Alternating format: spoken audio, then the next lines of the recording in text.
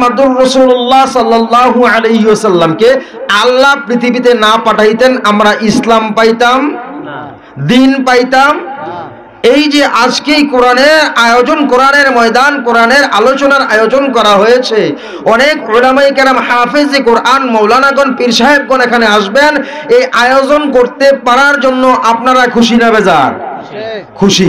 এই খুশি হয়েছি এই জন্য যে আমরা সুন্দর করে কোরআনের একটা প্যান্ডেল সাজাতে পেরেছি, আর এইটা করতে পেরেছি একমাত্র মুহাম্মাদুর রাসূলুল্লাহ সাল্লাল্লাহু আলাইহি ওয়াসাল্লাম আমাদের মাঝে এসেছিলেন বলেই। এই জন্য আল্লাহ বললেন, ওমা আরসালনাকা ইল্লা রাহমাতাল লিল আলামিন, তাকে তোমাদের কাছে আমি রহমত স্বরূপ প্রেরণ করেছি। এই জন্য আল্লাহ বলেছেন কি? রহমত। নবীজিকে কি বলেছেন?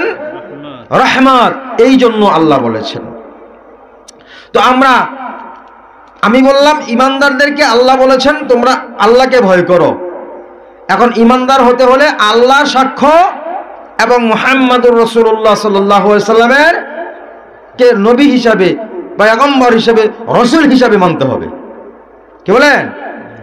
কিছু আছি আমরা রসুলকে এমন মানি নিজের আপন ভাই, অথবা তার চাইতে ছোট, আমার থেকেও ছোট, আমার মতো একজন, এরকম মনে করি।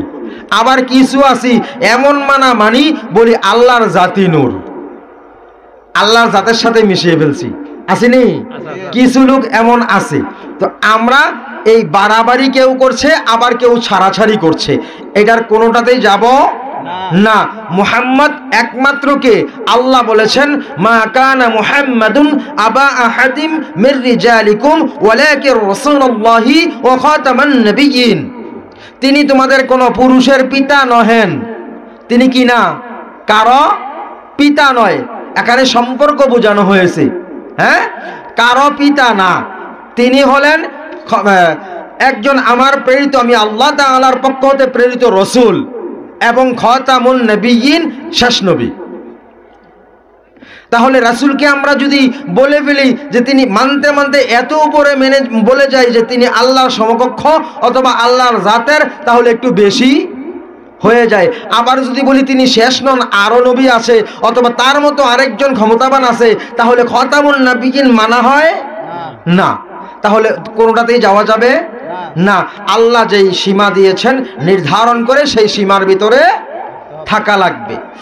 আল্লাহর রাসূল সাল্লাল্লাহু আলাইহি ওয়াসাল্লাম যে কতটা রহমত, কতটা দয়া আমাদের জন্য একটা উদাহরণ দেই, তারপর বাকি আলোচনাগুলো ইনশাআল্লাহ সময় পেলে করব।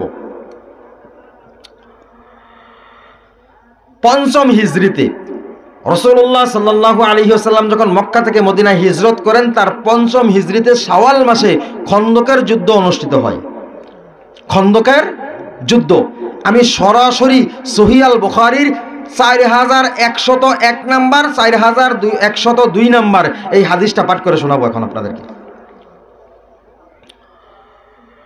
খন্দকের যুদ্ধের সময় পয়গম্বর সাল্লাল্লাহু আলাইহি ওয়াসাল্লাম সাহাবীদেরকে নিয়ে পরিখা খনন করেছেন, গর্ত করেছেন বা খাল করেছেন, হ্যাঁ, যুদ্ধের সহযোগিতার জন্য।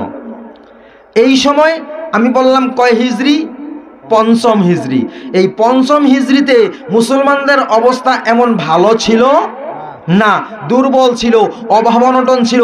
চতুর্দিক থেকে তাদেরকে আক্রমণাত্মক ভাব নিয়ে কাফের মুশরিকেরা দাঁড়িয়ে থাকতো। রাস্তার মোড়ে মোড়ে তাদেরকে আক্রমণ করার জন্য প্রস্তুত থাকতো। হিজরত করার পরপরই মক্কা মদিনার কাফের বেদিনেরা এক হয়ে গিয়েছিল। হইয়া বিভিন্ন জায়গায় জায়গায় মোড়ে মোড়ে তাদের খাদ্যে কষ্ট দেওয়া হতো। যখন কোনো খাবার আনতে যাইতো তখন তাদেরকে খাবার দেওয়া হতো না। যখন কোনো দোকানে যাওয়া হইতো বলতো তোরে এর থেকে ডাবল দাম দেবো, মুহাম্মাদের উম্মতের কাছে বিক্রি করবি না, এইরকম বলা হইতো। হ্যাঁ, এটি কার খাসালত? মুশরিকের। কার? মুশরিকদের খাসালত। আমাদের দেশে গত কয়েক বছর আগে এমন ঘটনা ঘটেছে, হ্যাঁ, উমুক দলের সিল নিয়ে গেলে সব সহজ, মামুর বাড়ির আবদার, আর ওই দলের ছাড়া অন্য দলের কেউ গেলে তার কাছে বেচা কিনাও বন্ধ অনেক সময়। এইরকম আমাদের দেশে কিছুদিন ছিল। আপনারা অনেকে মুরব্বীরা গ্রাম অঞ্চলের দেখেন নাই, আমরা অনেক ওলামায়ে কেরাম দেখেছি। আল্লাহ তাআলা আমাদেরকে দয়া করেছেন, মায়া করেছেন, আমাদেরকে এই বড় আযাব থেকে মুক্ত করেছেন। বলি আলহামদুলিল্লাহ।